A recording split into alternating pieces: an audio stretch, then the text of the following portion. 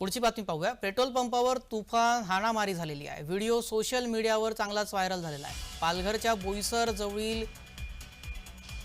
पास्थळ या ठिकाणी पेट्रोल पंपावर हा तुफान हाणामारीचा व्हिडिओ सध्या सोशल मीडियावर चांगलाच व्हायरल होतोय। सीएनजी भरल्यानंतर बराच काळ गाडी चालू होत नसल्याने झालेल्या वादाचं हाणामारीत रूपांतर झालंय।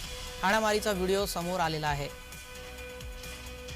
इंडियन ऑइल पेट्रोल पंपावरील ही घटना आहे। पेट्रोल पंपावरील कर्मचाऱ्यांकडून गाडीतील तिघांना बेदम मारहाण करण्यात आलेली आहे। याच पेट्रोल पंपावर अनेक वेळा वाहन चालकांना मुजोर कर्मचाऱ्यांकडून यापूर्वी देखील मारहाण करण्यात आल्याच्या तक्रारी तारापूर पोलीस ठाण्यामध्ये दाखल करण्यात आलेल्या आहे। आता पुन्हा हा सारखाच प्रकार इथं घडलेला आहे। या हाणामारीची दृश्य आहेत ती सध्या सोशल मीडियावर चांगलीच व्हायरल होत आहे।